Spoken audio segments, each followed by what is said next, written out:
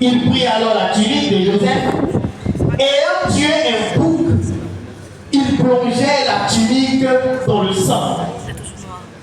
Ils envoyaient à leur père la tunique de plusieurs couleurs en lui faisant dire: voici ce que nous avons trouvé. Reconnais si c'est la tunique de ton fils ou non. Jacob reconnut et dit: c'est la tunique de mon fils. Une bête féroce l'a dévoré. Joseph a été mis en pièces. Et il déchira ses vêtements. Il mit un sac sur ses reins. Et il portait longtemps le deuil de son fils. Toutes ses fils et toutes ses filles vinrent pour le consoler. Mais il ne voulut recevoir aucune consolation. Il disait: c'est en pleurant que je descendrai vers mon fils au séjour de mort. Et il pleura son fils. Les Madianites le vendirent en Égypte à Potiphar, officier de Pharaon, chef de garde. Amen, frères et sœurs. Frères et sœurs, nous devons savoir que après que Jacob soit quitté chez Laban, son beau-père, avec ses femmes et ses enfants, Dieu finit par le conduire à Canaan. Donc Jacob arrive à Canaan et il s'installe à Canaan avec ses femmes et ses fils. Et quand Jacob arrive à Canaan, la Bible nous dit que Joseph avait 17 ans. Et il faut dire que Joseph était l'avant-dernier enfant de tous les enfants de Jacob, à cette époque précise. Joseph était l'avant-dernier. Et c'est ce que la Bible a mentionné ici qui est intéressant. La Bible mentionne que Jacob avait un amour particulier pour son fils Joseph. Il avait un amour particulier pour lui. Il aimait tellement que cela l'a même emmené à marquer Joseph d'un traitement spécial. Au point où il a conçu une tunique pour son fils, en couleur en plus. Déjà, ce qui est très rare à l'époque. À cette époque, les tissus en couleur étaient très chers. Tout le monde n'avait pas le luxe de s'en offrir. Tout le monde ne pouvait pas s'en offrir. Même les frères de Joseph n'avaient pas ce genre de tunique. Et frères et sœurs, cette marque de distinction d'amour a créé au milieu des enfants de Joseph de la haine. Comme a créé au milieu des enfants de Jacob de la haine contre les frères de Joseph. Et pourquoi je vous dis ça ce matin? Pour vous décrire un peu comment Jacob aimait son fils Joseph. Et un jour, qu'est-ce qui se passe? C'est toujours un jour, toujours. Un jour, pendant que les enfants de Jacob vont perdre le troupeau de leur père, Joseph n'était pas avec eux. Il est resté près de son père. La question déjà c'est: pourquoi Joseph n'était pas avec eux? Ils vont perdre le troupeau de leur père. Pourquoi Joseph n'est pas allé perdre aussi le troupeau de leur père? Il se prend encore que là, il y a une distinction d'amour. Vous ne voyez pas un peu? Et l'autre téléphone, non. Lui, comment se fait-il que les autres vont prendre soin du troupeau de Dieu? Il s'établit seul. Et puis lui, il reste à la maison. Donc finalement, qu'est-ce qui se passe? Jacob maintenant envoie son fils Joseph et il dit: ok, va avec tes frères. Mais va avec tes frères, c'est pas pour perdre le troupeau qu'il envoie. Il dit: va avec tes frères pour voir si tout se passe bien. Regardez un peu l'image. Donc les grands frères sont en train de travailler et le petit frère vient les surveiller. Regardez un peu à quel niveau Jacob met son fils Joseph. Et justement et naturellement, ses frères ont commencé à le haïr. Et ils ont fini par comploter pour le faire tuer. Et leur frère Ruben, pendant qu'ils étaient en train de comploter, leur frère Ruben, il s'est interposé. Mais cela n'a pas servi à grand chose. Les autres étaient sur leur position. Et ils ont fini par mettre Joseph dans une cité. Et ils l'ont vendu aux Ismaélites comme esclaves. Et les Ismaélites aussi à leur tour ont vendu Joseph comme esclave chez Potiphar. Regardons un peu. Donc voici un enfant qui était près de son père, qui se retrouve dans un pays étranger, chez quelqu'un qui n'avait jamais connu avant. Imaginez un peu vous comment Joseph devait se sentir. Joseph était très loin de son père. Très loin, parce que maintenant il quitte Canaan pour se retrouver en Égypte. Et je crois que cela fait 734 km. Donc il est très loin. Donc voici un enfant qui aimait son père et qui finit par se retrouver seul dans un lieu inconnu. Donc il n'y a plus papa. Il n'y a plus maman. Maman la même est décédée à longtemps. Il n'y a plus maman.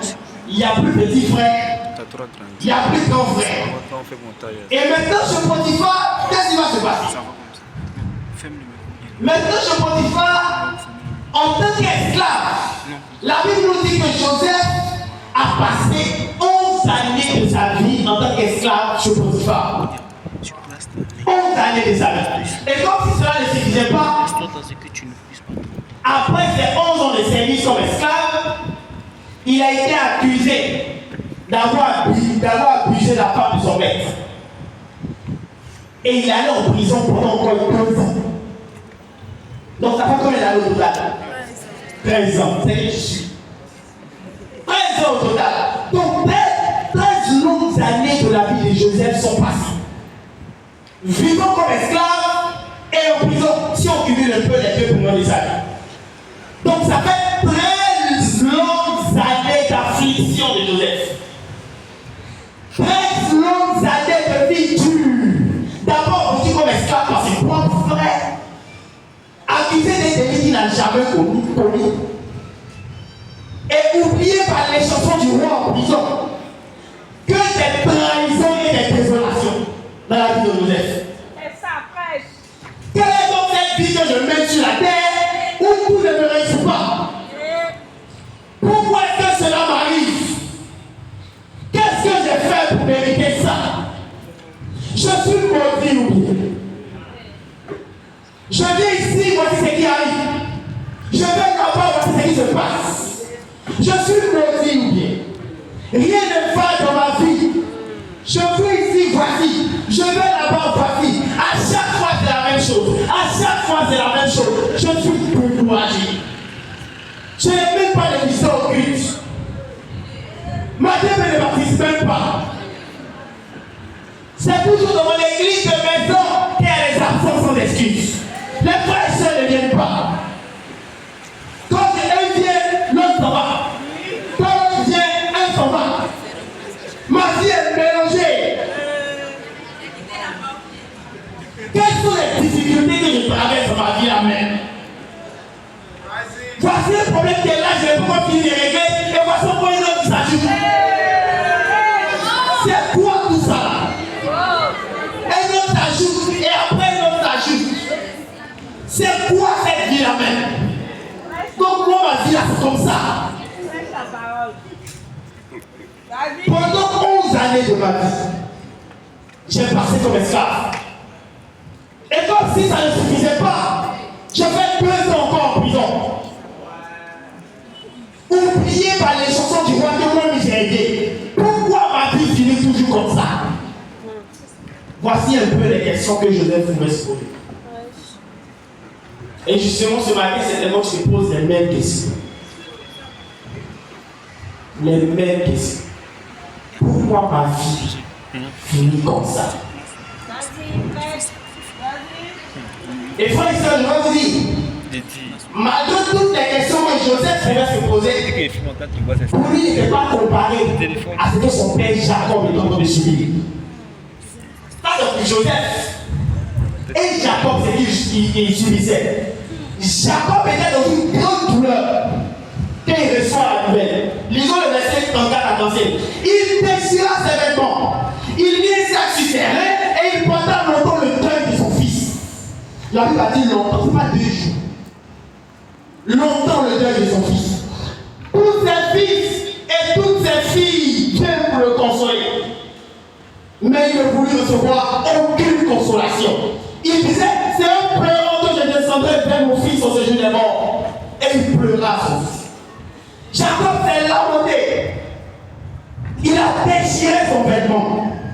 Il a mis sa tisserée. Il était abattu émotionnellement.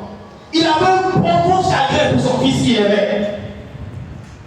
Mais malgré tout ça, et c'est ça la révélation de ce matin, malgré toute cette agitation de douleur et de chagrin intense, Dieu s'est tué dans l'affliction de Jacob. Même un mot, il n'a pas dit. Jacob a pleuré toutes les larmes de son corps. Il s'est lamenté, il s'est traîné, déchiré ses vêtements. Certainement, il n'arrivait plus à manger. Question, Dieu était où quand Jacob subissait tout ça? C'est quoi la tête?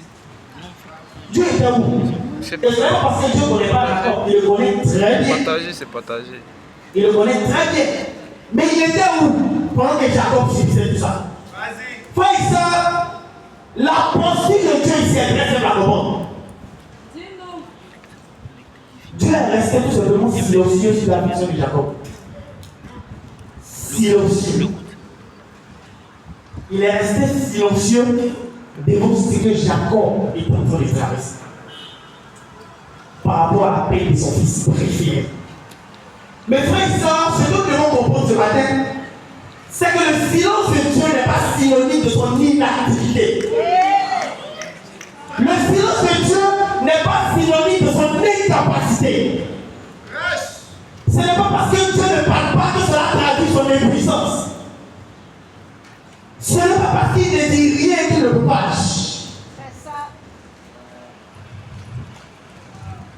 Il se tait si ton sort. Ça ne veut pas dire qu'il a fini d'accomplir son rôle dans la vie. Donc ne prends pas son silence comme une faiblesse.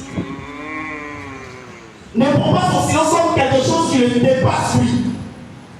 Jacob pouvait se demander où était Dieu dans ce qu'il traversait. Mon fils est bon matin, je l'envoie avec ses frères, et voici la nouvelle qui tombe sur moi. Un bon matin comme ça. Frère et sœur, Jacob n'a plus vu son fils quand c'était né avec 17 ans. 17 ans. Et 13 longues années de la vie de Jacob sont passées comme esclave et en prison avant qu'il devienne gouverneur d'Égypte. Parce qu'il est devenu gouverneur d'Égypte à 30 ans. Et en plus de ça, vous vous souvenez de l'histoire, son interprétation du rêve, du songe de Pharaon. Il avait dit qu'il y avait 7 années d'abondance et 7 années de famine. Donc ça veut dire qu'il y a eu 7 années d'abondance sous le règne de Joseph. 7 années d'abondance. Ouais, vas-y. Donc, les 13 années qu'il a subies, plus 7 années d'abondance, ça fait combien? Ça fait 20 ans. Et ce n'est pas encore fini. La Bible nous dit que pendant la deuxième année de famine, c'est là que Joseph s'est présenté à ses frères. Et il leur a dit, allez chercher mon père Jacob pour lui. Donc il y a eu 2 ans de plus. Donc ça fait total combien? 22 ans d'absence. Donc Jacob n'a pas vu son fils pendant 22 ans. Donc 22 ans de douleur. 22 ans de douleur sans son fils. 22 ans d'affliction, 22 ans de séparation, 22 ans de chagrin, mais c'est tout, 22 ans de silence de Dieu. Dieu n'a pas parlé à Jacob pendant 22 ans. À aucun moment la Bible n'a mentionné que Dieu était. À aucun moment. Dieu est resté silencieux pendant 22 ans. Comme s'il ne connaissait pas Jacob. Mais étonnamment, frère et sœurs, chose étrange que j'ai remarqué, c'est que Dieu s'est arrangé pour ne pas que Jacob meure dans son affliction. Dieu s'est arrangé pour ne pas que l'affliction de Jacob le tue. Donc il a souffert, mais cela ne l'a pas tué. Mais ce qui est impressionnant, c'est que Dieu l'a fait subir 22 ans de son absence. Ouais. Mes frères et sœurs, la nouvelle ce matin, ce que Jacob ne savait pas. Ce que Jacob ne savait pas. Dis à ce que Jacob ne savait pas. Ce que Jacob ne savait pas est que le silence de Dieu préparait la délivrance de sa famille. Ce que Jacob ne savait pas, c'est que le silence de Dieu préparait une grâce incroyable. Il ne savait pas que le silence de Dieu allait changer sa position. Il allait quitter un endroit inconnu pour se retrouver dans le palais de Pharaon. Mais Dieu lui seul savait le chemin qu'il est en train de passer. Dieu lui seul savait le chemin qu'il est en train de passer. Je veux dire juste à quelqu'un ce matin que le silence de Dieu prépare ton abondance. Son silence ne veut pas dire qu'il a oublié ses promesses. Son silence ne veut pas dire qu'il t'a abandonné. Son silence ne veut pas dire qu'il t'a laissé. Mais toi, ne t'arrête pas. Continue de faire ta part. Fais-lui confiance. Sois patient et regarde-le à l'œuvre. Il te prépare une démonstration de puissance. Il te prépare quelque chose qui te surprendra toi-même. Où tu auras des yeux pour admirer. Parce que tu resteras sans voix. Frère et sœur, si Jacob s'était suicidé dans son chagrin, il n'allait pas voir Dieu agir.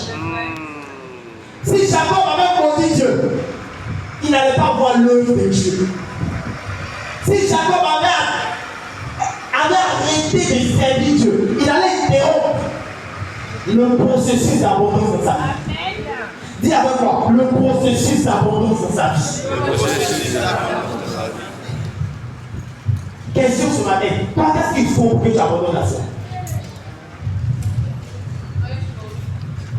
Qu'est-ce qu'il faut simplement te dire pour que tu fondes ta foi? Qu'est-ce qu'il suffit de te raconter pour que toi tu rejettes Jésus? Frère et sœur, la question que je veux te poser ce matin, qu'est-ce que tu as entendu dans cette offre? Qu'est-ce que tu as vu sur Internet qui veut t'emmener à arrêter le processus d'abondance de ta vie? Frère et sœur, Dieu est resté silencieux sur le sort de Jacob. Jusqu'à ce que Jacob prenne la route pour se retrouver pour aller en Égypte avec toute sa famille. Et arrivé à Beersheba, Jacob décide d'offrir des holocaustes à Dieu. Et c'est là que Dieu se révèle à lui. Donc, de Genèse chapitre 7, quand Joseph a été vendu comme esclave, jusqu'au chapitre 46, même le mot, Dieu l'a pas dit. Et du chapitre 46, du chapitre 37 au chapitre 46, ça fait 22 années qu'ils sont passés. Et c'est au chapitre 46, au verset 2, que Dieu maintenant parle. Lisons le verset 46. Chapitre 46, à partir du verset 1. Est-ce que le peuple de Dieu est là ce matin? Dis à ton voisin, reste concentré. Il ne faut pas dormir. Israël partit avec tout ce qui lui appartenait. Ça c'est Genèse chapitre 46, à partir du verset 1. Israël partit avec tout ce qui lui appartenait. Il arrivait à Beersheba et il offrit des sacrifices au Dieu de son père Jacob. Le verset 2, Dieu parla à Israël dans une vision pendant la nuit. Et il dit, Jacob, Jacob. Israël répondit, me voici. Déjà, 2 fois Jacob veut nous dire que Jacob n'était pas prié à l'intérieur de lui. Dieu dit, Jacob, Jacob. Il répondit, me voici. Maintenant, ce que Dieu va lui dire, il va nous révéler l'état d'esprit dans lequel il est Jacob. Dieu dit, je suis le Dieu de ton père Isaac. Je suis le Dieu de ton père Isaac. Donc Dieu se présente. Une manière de lui dire que c'est pas aujourd'hui on se connaît. C'est pas aujourd'hui on se connaît. Tu te rappelles de moi. Maintenant Dieu lui dit, ne crains point d'aller en Égypte. Ah! Ça veut dire que Jacob était dans une crainte. Ça veut dire qu'il avait peur. Mais pourquoi il avait peur? Certainement il se disait, mais c'est dans quoi mes enfants sont en train de me mettre au port?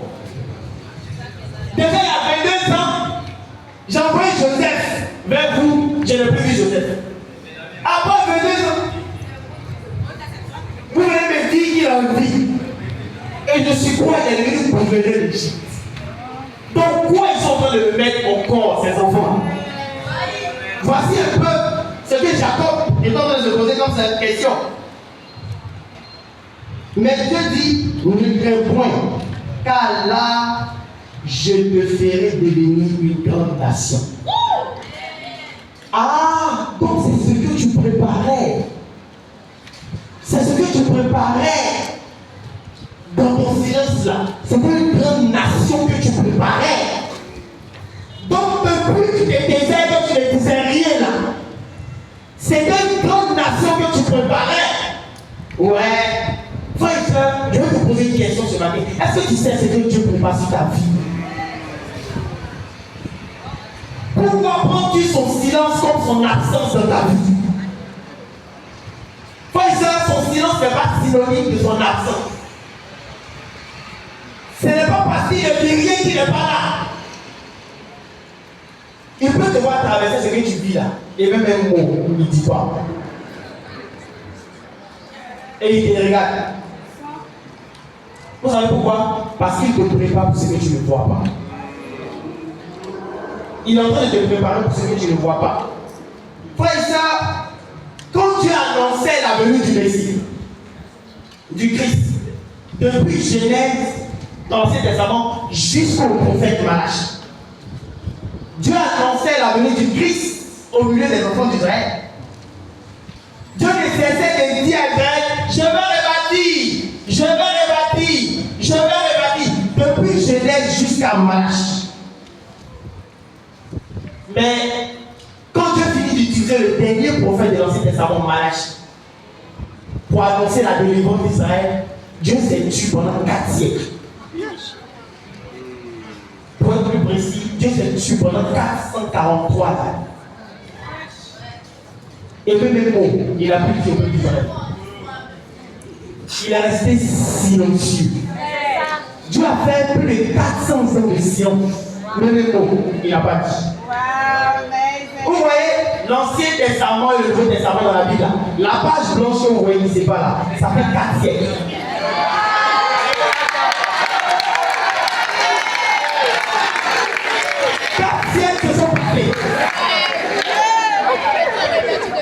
Ça veut dire qu'il y a eu des générations qui sont passées, il y a des gens qui sont morts, on n'a pas entendu Dieu parler.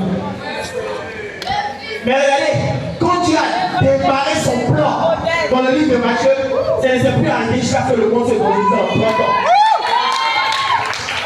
Après la résurrection du Christ, quand il a démarré, ça ne s'est plus arrêté. Et c'est à peu près les 2400 ans de silence que Dieu a eu quand Jacob allait s'installer en Égypte avec sa famille. Qu'est-ce qu'ils sont arrivés là-bas? Dieu s'est tué là-bas pendant 430 ans. Il a resté encore silencieux. Même mot, il n'a pas dit. Pourtant, il voyait la pauvreté que le peuple est en train de subir. Il voyait la souffrance que le peuple est en train de subir. Mais même mot, il n'a pas dit. Mais regardez un peu. Mais quand Dieu a commencé le processus de délivrance du peuple d'Israël, ils ont fini par se retrouver à la terre promise.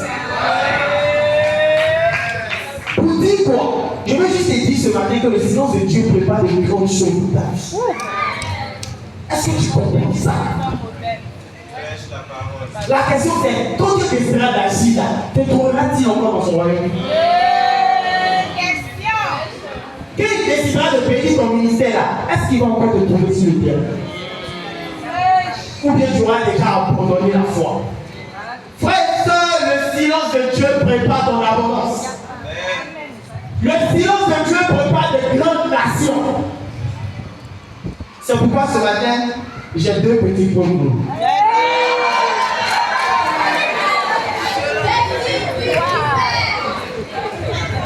Première chose qu'il faut savoir ce matin, c'est que le silence de Dieu révèle que tu es particulier à ses yeux. Le silence de Dieu révèle que tu es particulier à ses yeux. Genèse 37, restons dans Genèse. Genèse 37, à partir du verset 23 au verset 28. Genèse chapitre 37. À partir du verset 23 au verset 28. Lorsque Joseph fut arrivé près de ses frères, il le dépouillait de sa tunique. De la tunique de plusieurs couleurs. Vous voyez pourquoi la Bible précise plusieurs couleurs? Parce qu'il y avait une distinction d'amour qu'il avait sur lui. Il le prit et le jetait dans la citerne. Cette citerne était vide et il n'y avait point d'eau. Il s'assit ensuite pour manger. Ayant levé les yeux, il vit une caravane d'Ismaélites venant de Galaad. Leurs chameaux étaient chargés d'aromates, de baume et de myrrhe qu'ils transportaient en Égypte. Alors Judas dit à ses frères, souligne Judas dit à ses frères. Alors Judas dit à ses frères, Judas aussi dit. que gagnerons-nous à tuer notre frère? Que gagnerons-nous à tuer notre frère et à cacher son sang? Qu'est-ce qu'on va gagner dedans? Venez, rendons-le aux Ismaélites et ne mettons pas la main sur lui, car il est notre frère, il est notre chair. Et ses frères le écoutaient. Waouh! Judas, c'est le dirigeant. Au milieu des marchands madianites, il tirait et fit remonter Joseph hors de la cité. Et il le vendit pour 20 cycles d'argent aux Ismaélites qui emmenaient en Égypte.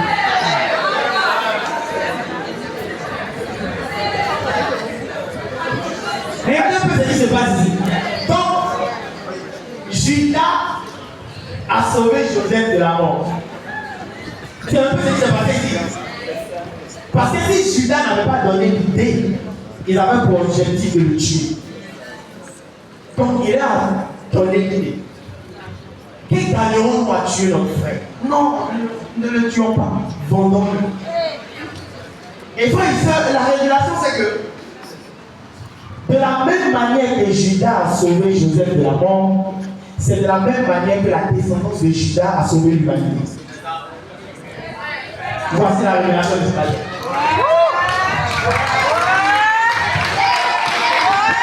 Parce que, pourquoi? On appelle Jésus le lion de la tribu de quoi? Justement, ça veut dire que ça dépend.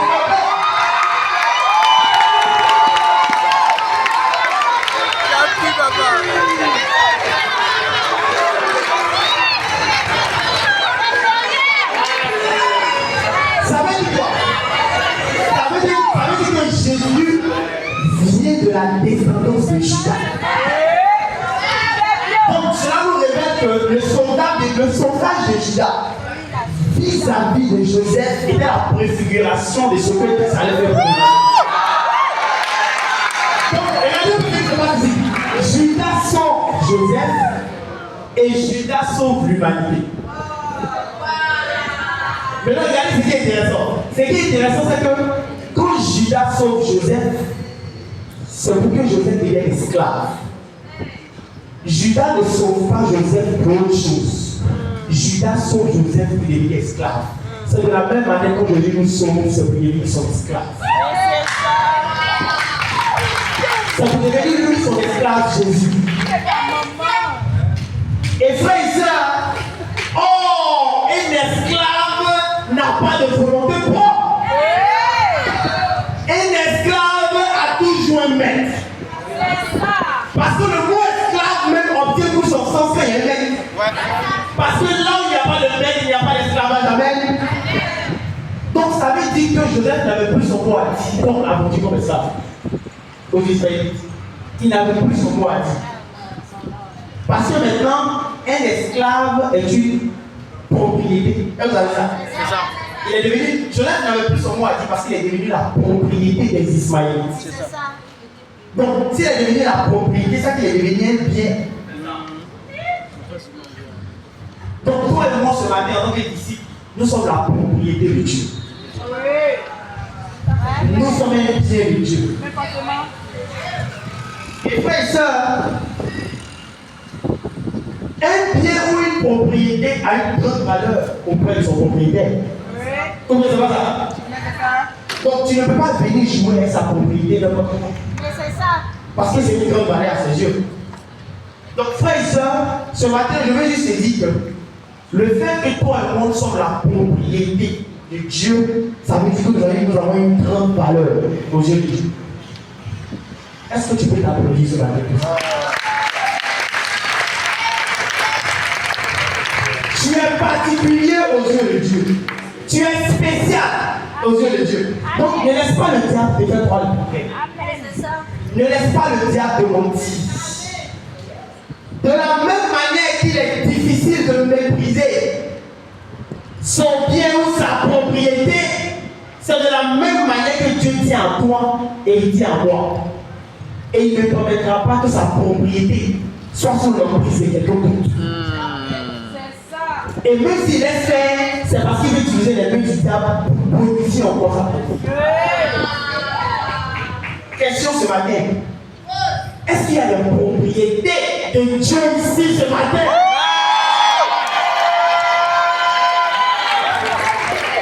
Frères et sœurs, maintenant, une propriété doit valoriser son propriétaire.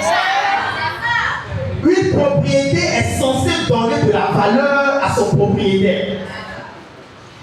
Donc quand tu vois par exemple un monsieur qui te présente sa villa, sa grosse villa, tu dis ouais, ça c'est une maison aussi. Hein. Toi la salle à la prison. Et tu dis aux gens, venez regarder. Parce que sa villa te dit qui il est. Ou bien sa villa lui donne de la valeur. Ou quand tu vois peut-être quelqu'un sortir d'une voiture, dernière génération, dernier modèle, dès que tu le vois sortir de la voiture, tu as une certaine considération pour lui en même temps. Même ta manière de parler, tu réfléchis au mot. Lui, justement, parce que sa propriété le valorise. Et partons de ça, je vais raconter juste une petite histoire. Vous savez, c'est quand nous étions, quand j'étais à Bobo, au quartier, à Pécati.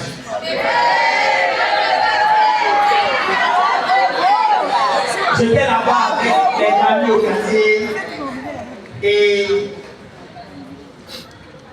il y a eu une vague de bondage qui est arrivée au quartier. Et bondage à laquelle les gens sur internet avec des faux profils. Tous les gens du quartier ont commencé à se lever. Parce que chacun cherchait de l'argent pour être valorisé, bien sûr.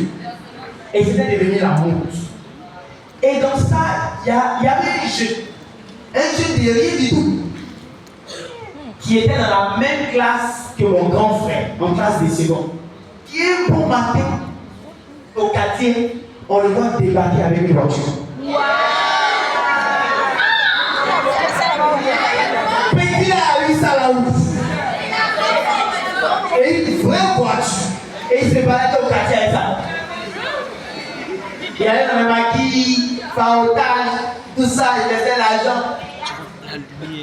Et donc, le fait qu'il avait une voiture a emmené plusieurs personnes au quartier à avoir de la considération. Les gens voulaient devenir son ami. Les vieux venaient venir. Les jeunes aussi venaient venir. Même les artistes chantaient son nom.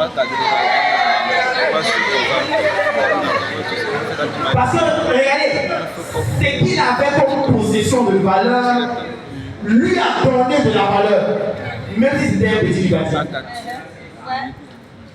Question ce matin, ce que je veux te poser comme question ce matin, est-ce que tu as une propriété de valeur aujourd'hui?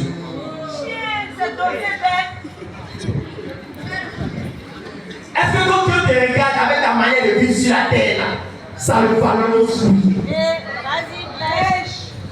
Est-ce qu'ils se sentent valorisés par ta manière de te conduire? Est-ce que ta manière de vivre lui donne de la valeur aux yeux du monde? Au point où le monde a du respect pour lui à cause de ta manière de vivre. Ou bien quand on te voit, on dit, oh, c'est la même chose là. C'est la même chose là. C'est comme ça que nous on fait chez nous. Attends, derrière là, c'est ce qu'on dit. Est-ce que ton activité au réseau de l'église emmène les autres à respecter Dieu?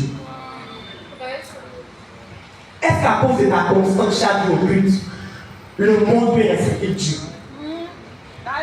Est-ce que chaque jour que moi au réseau de l'église, tes amis au quartier et tes camarades au quartier peuvent avoir du respect pour Dieu?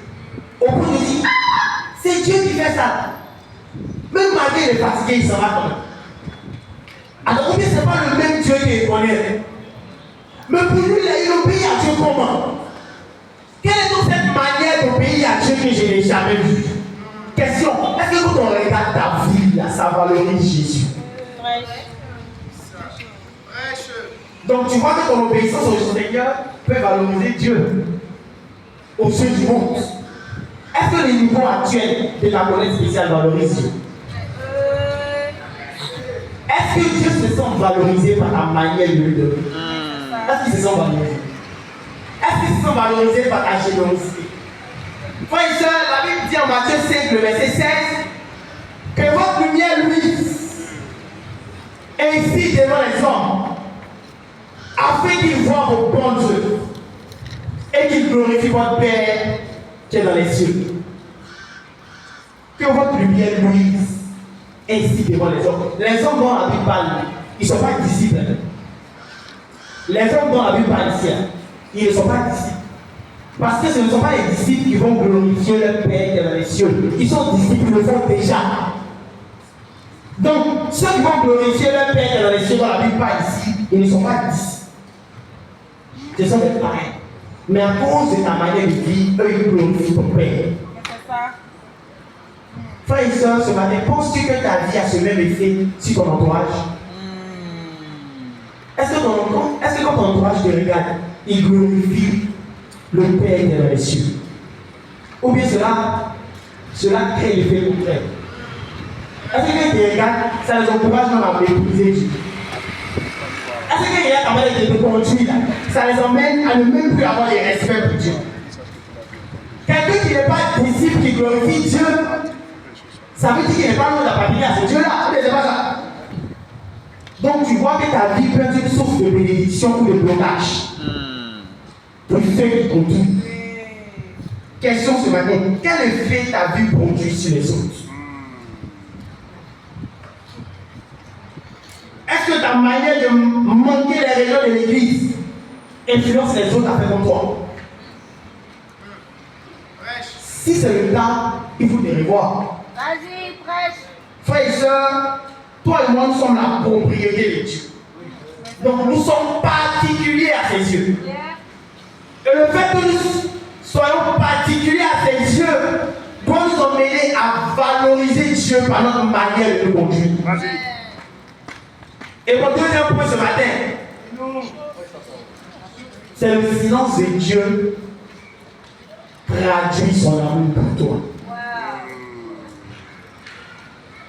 Le silence de Dieu traduit son amour pour toi. Lisons Sophonie 3, le verset 17. Un verset rare. Sophonie 3, le verset 17. C'est là que j'attends ça. Sophonie chapitre 3, le verset 17. L'Éternel, ton Dieu, est au milieu de toi, comme un héros qui sauve. Et il fera de toi sa plus grande joie. Il gardera le silence dans son amour. Il aura pour toi des transports d'allégresse. Donc Dieu garde le silence dans son amour. Donc c'est son amour pour toi qui fait qu'il ne dit rien. Parce que son amour travaille pour toi pendant que tu ne l'entends pas. Son amour pour toi est en action dans son silence. Frères et sœurs, Dieu était silencieux quand Jésus parlait à la croix. Quand Jésus parlait à la croix, Dieu était silencieux. Même moi, Dieu n'a pas dit quand Jésus parlait à la croix. Il n'y a aucun passage qui nous dit que sur le chemin de la croix, Dieu est intervenu au milieu. Aucun. Aucun passage. Donc pendant qu'on crachait sur lui, où était Dieu? Pendant qu'on le méprisait, où était Dieu? Pendant qu'on se moquait de lui, où était Dieu? Pendant qu'on le décapitait, où était Dieu?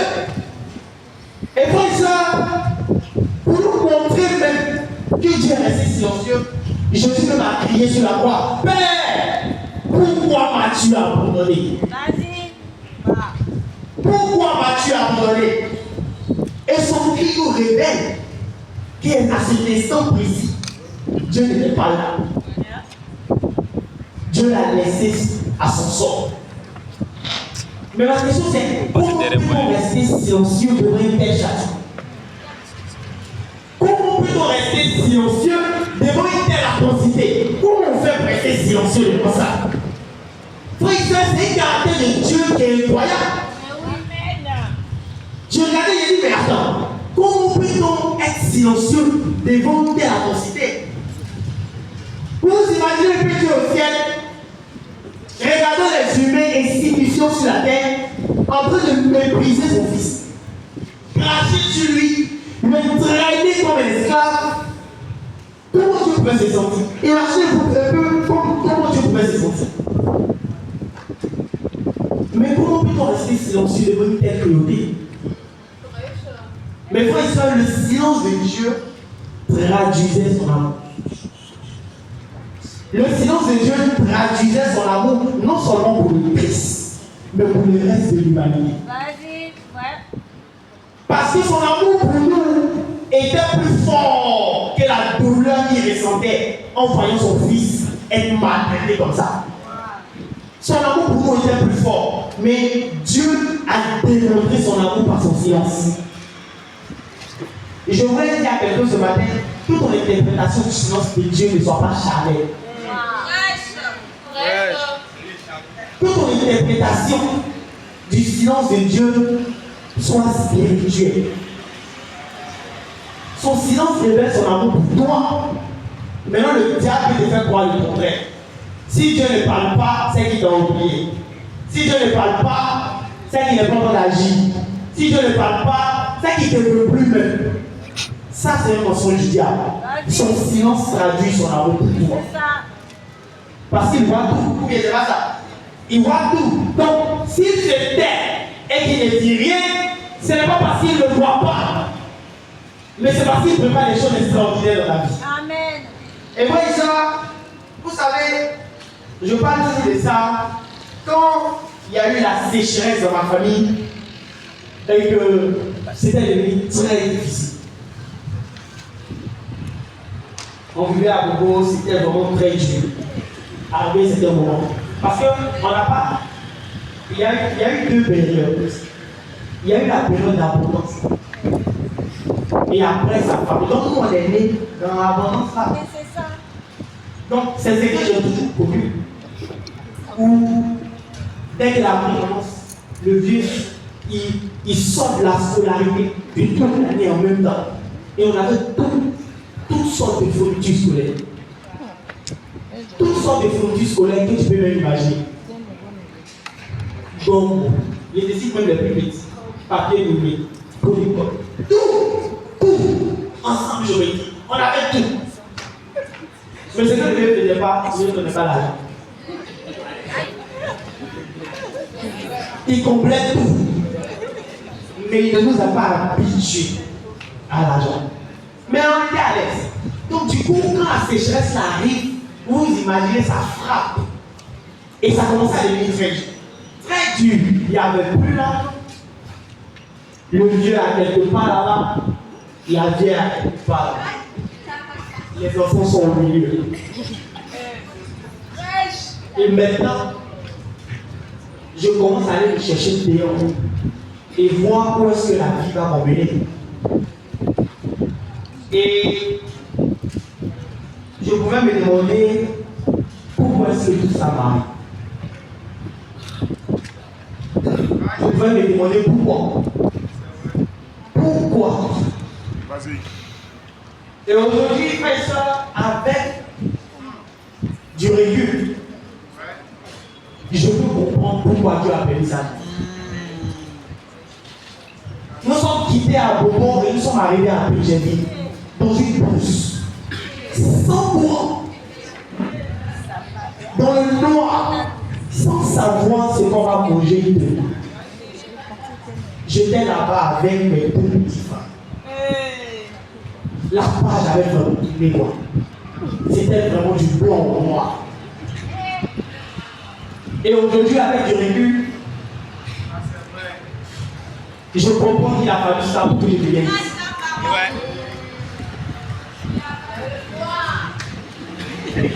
Il a fallu ça. Pourquoi aujourd'hui, je sache même parler. Ouais. Il a fallu ça pour que je sois marié aujourd'hui.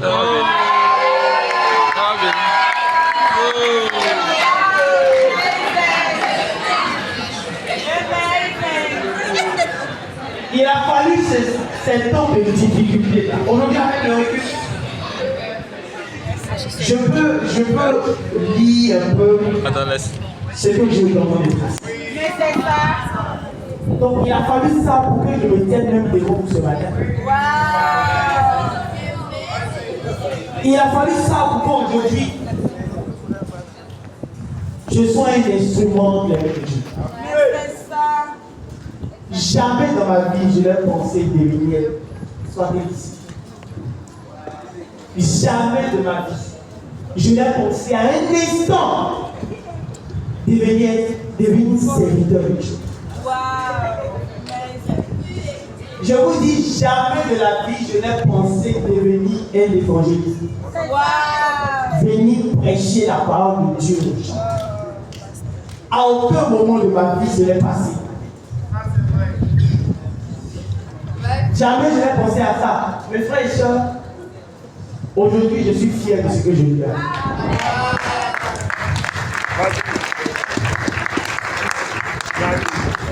Je bénis son nom pour ce que je suis devenu aujourd'hui. Et je bénis son nom pour ceux qui ont investi dans ma vie. Le docteur Blaise, Mami, l'évangéliste Tano, Montano, les bénis qui ne sont pas là aujourd'hui. Ma prière est que le Seigneur vous élève. Et qu'il vous bénisse ça. Frères et sœurs, justement, c'est cet amour-là qui doit vous guider et vous emmener à avoir une certaine allégeance pour Dieu. Mes frères et sœurs, souvent certains disciples oublient cet amour de Dieu. Et maintenant, ils voient les hommes. Ils oublient que c'est l'amour de Dieu pour eux qui a fait qu'ils sont venus dire Jésus est mon Seigneur. Ils oublient Dieu et maintenant ils voient les hommes. Donc c'est une affaire d'homme maintenant. Non, moi je suis le papi. Non, moi je suis le béné. Non, moi je suis le tableau. Laisse-moi te dire, si c'est à cause de Dieu que tu es là, tu seras déçu. Soit tu vas entendre des mensonges très graves et ça va te choquer. Ou bien soit ils prendront une décision par le Saint-Esprit que tu ne vas pas apprécier. Et quand tu es là à cause des hommes, tu finiras par partir.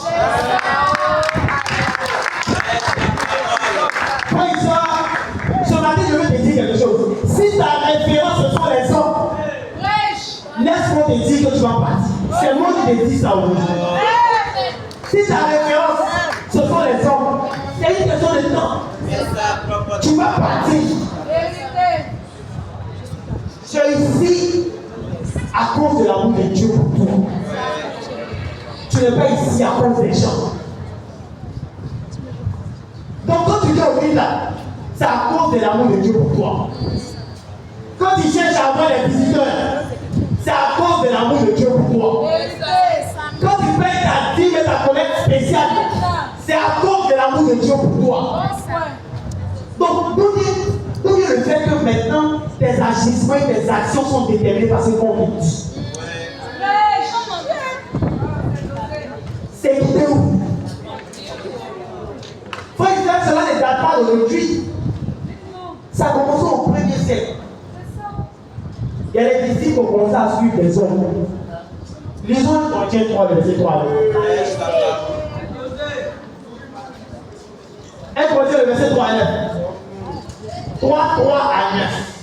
En effet, puisqu'il y a parmi vous de la jalousie et des disputes, n'êtes-vous pas charnels?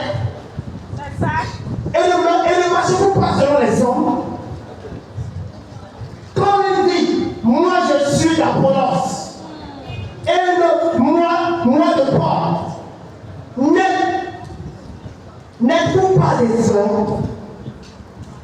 Qu'est-ce donc Apollos? Qu'est-ce donc Paul? Qu'est-ce donc Dr. Blaise Fema? Qu'est-ce donc Patricia Fema? Qu'est-ce donc Peigné? Qu'est-ce donc Gallo? Qu'est-ce donc Connaissance? Des serviteurs par le moyen desquels vous avez cru. Selon que le Seigneur l'a donné à chacun. J'ai planté, Apollos a arrosé, mais Dieu a fait croître.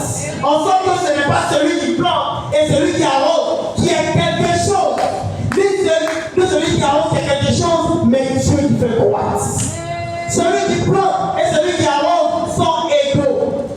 Et chacun recevra sa propre récompense. Selon son propre travail. Car nous sommes ouvriers avec Dieu. Vous êtes le champ de Dieu et vous fils de Dieu. Donc Apollos n'est pas dans cette affaire. Paul n'est pas dans cette affaire. Donc personne n'est quelque chose. Parce que la Bible dit, donc qu'est-ce donc Apollos? Qu'est-ce donc Paul? Non. C'est une affaire de Dieu. Frères et sœurs, c'est pourquoi toi et moi nous devons notre allégeance à Dieu. Par exemple. Question ce matin, à qui dois-tu ton allégeance? À qui dois-tu ta soumission? À ton formateur, à ta formatrice, à un homme ou à Dieu? Frère et sœur, Paul ici s'adresse aux frères et sœurs en disant, avez-vous oublié pourquoi vous êtes devenu ici? Est-ce que tu as oublié pourquoi tu es devenu ici? Vous n'êtes pas devenu disciple à cause d'Apollos et Paul. Mais vous êtes devenu disciple à cause du Christ. À cause de ce que Christ a fait pour vous à la croix. Frère et sœur, je veux te poser la question ce matin. Est-ce que tu as oublié pourquoi tu es devenu ici? Quand tu te répètes à ne pas faire ce que Dieu attend de toi, dis-moi, tu fais du mal à qui? Tu fais du mal à qui? Certains disciples prennent leur désobéissance à Jésus comme une menace pour l'église. Non, moi je ne fais pas. D'accord. Je ne suis plus, voilà. Voilà, je ne vois plus visiter, voilà. Je ne suis plus dirigeant. Bon, moi à partir d'aujourd'hui, je quitte l'église. Moi à partir d'aujourd'hui, moi je quitte cette servitude.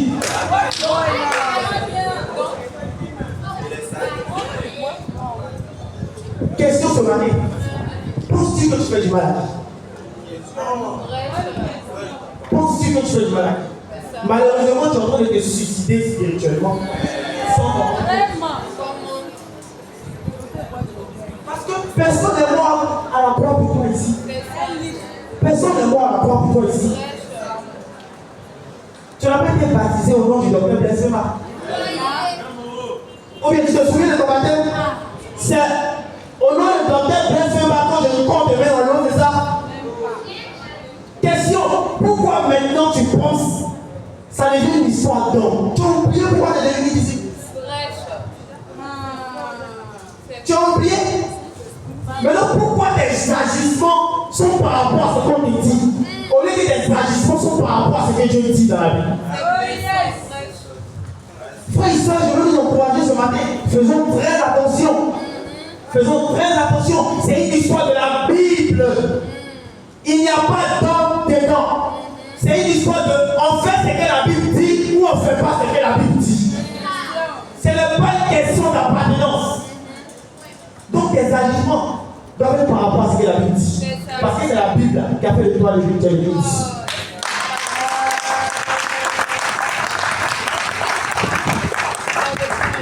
Pour finir, souvenons-nous du passage. 2 Corinthiens 5, 14, 15 dit, c'est clair à ce sujet. Car l'amour du Christ nous presse. Parce que nous estimons que si un seul est mort pour tous, tous donc sont morts. Et qu'il est mort pour tous, afin que ceux qui vivent maintenant ne vivent plus pour eux-mêmes, mais vivent pour celui qui est mort à la croix pour eux. Donc nous devons vivre pour celui qui est mort à la croix pour nous, pas pour nous. C'est lui ce qui mérite ça. Donc frères et sœurs, ce matin, pour conclure, je suis venu juste te dire que le silence de Dieu n'est pas synonyme de son absence, ni de son abandon. Son silence, au contraire, démontre que tu es particulier à ses yeux. Parce que son amour pour toi travaille dans son silence. Mais toi, fais-lui confiance. Que Dieu vous bénisse.